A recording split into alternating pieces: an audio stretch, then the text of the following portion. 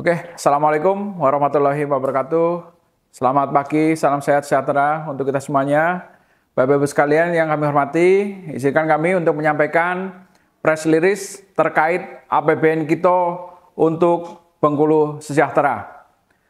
Akan kami sampaikan kinerja dari APBN dan APBD di Provinsi Bengkulu ini untuk periode sampai dengan 31 Agustus tahun 2023.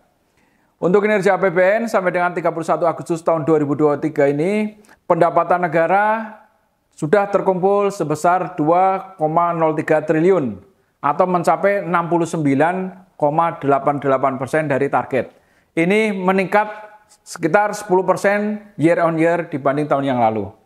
Kemudian untuk belanja, ini juga realisasinya membanggakan, sudah terrealisasi 9,45 triliun atau 64,21% dari target. Ini meningkat dibanding tahun yang lalu, yaitu 7,1% year on year.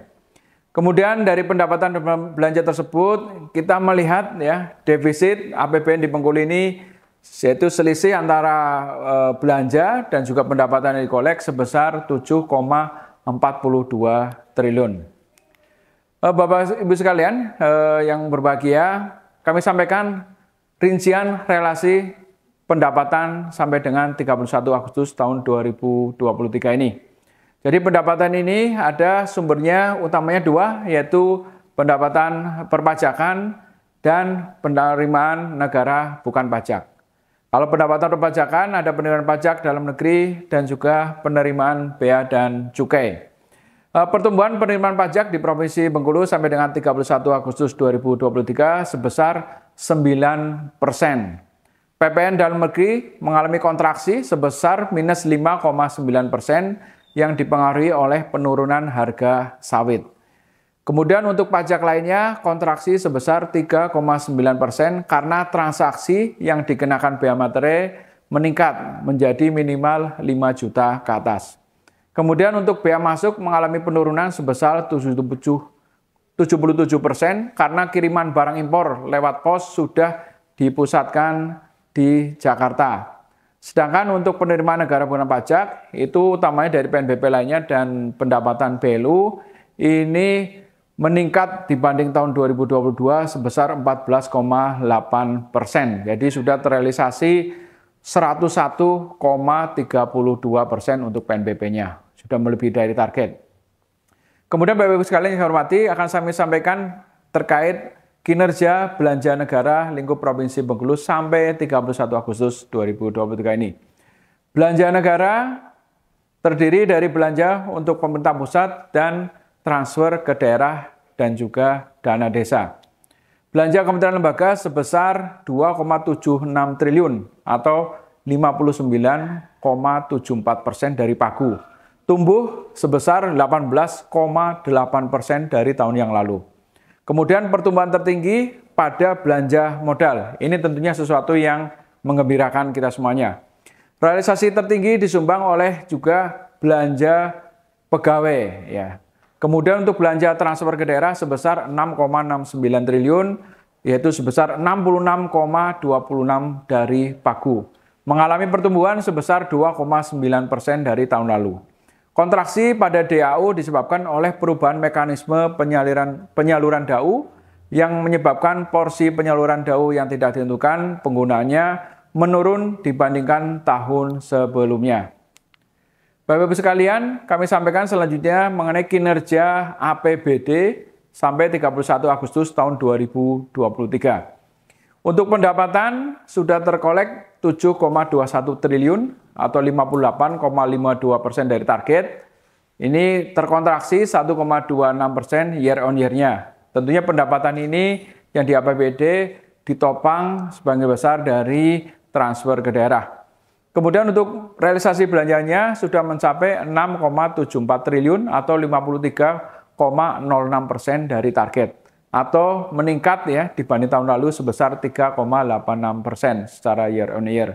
Sehingga kalau di kinerja APBD ini seolah-olah ada surplus ya APBD di seluruh Bengkulu ini sebesar 474,05 miliar. Kemudian untuk realisasi rincian dari APBD Regional Bengkulu dan dukungan TKD ini, untuk pendapatan daerah ya ini utamanya ditopang dari PAD, pendapatan transfer dan lain-lain pendapatan yang sah gitu ya. Kemudian untuk belanja daerah ada belanja operasi, belanja modal, belanja tak terduga dan juga belanja transfer. Realisasi pendapatan APBD Provinsi Bengkulu sampai dengan 31 Agustus tahun 2023 ini sebesar 7,21 triliun, didominasi tadi oleh komponen transfer ke daerah sebesar 6,19 triliun. Realisasi belanja APBD Provinsi Bengkulu sampai dengan 31 Agustus ini sebesar 6,73 triliun, didominasi oleh komponen belanja operasional sebesar 4,7 triliun.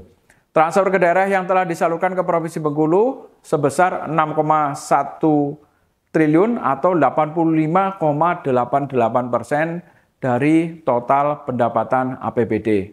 Hal ini menunjukkan bahwa dukungan dana pusat melalui TKDD masih menjadi faktor dominan untuk pendanaan pada Provinsi Bengkulu.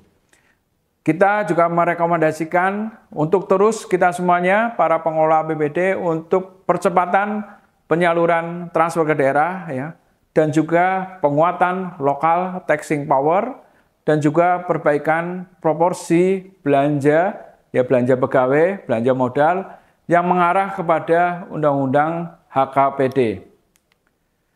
Kemudian kami sampaikan terkait pembiayaan, ya, yaitu penyaluran KUR dan UMI di Bengkulu sampai dengan 31 Agustus 2023. Untuk KUR ini di tahun 2023 ini sedikit kontraksi.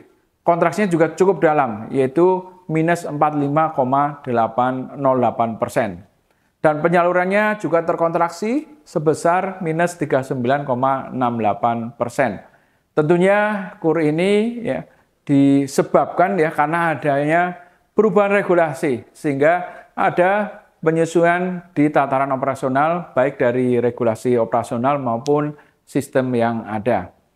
Kemudian untuk KUR ini tertinggi penyalurannya ada di Kabupaten Mukomuko yaitu 335 miliar lebih.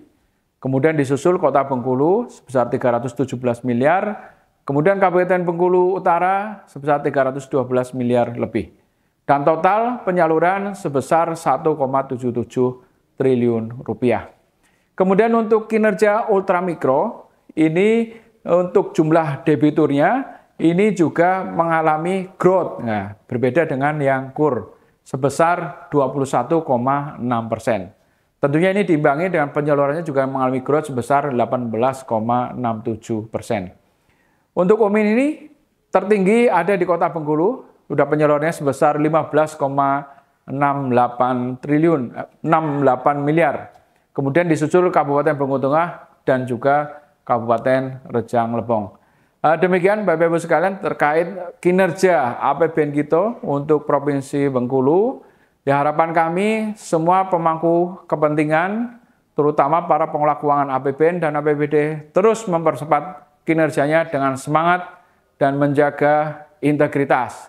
Dan juga kami mohon dukungan seluruh masyarakat untuk berpartisipasi dan juga mengawasi pelaksanaan APBN dan APBD di Provinsi Bengkulu ini untuk Bengkulu lebih sejahtera. Terima kasih, kurang lebihnya mohon maaf. Wassalamualaikum warahmatullahi wabarakatuh.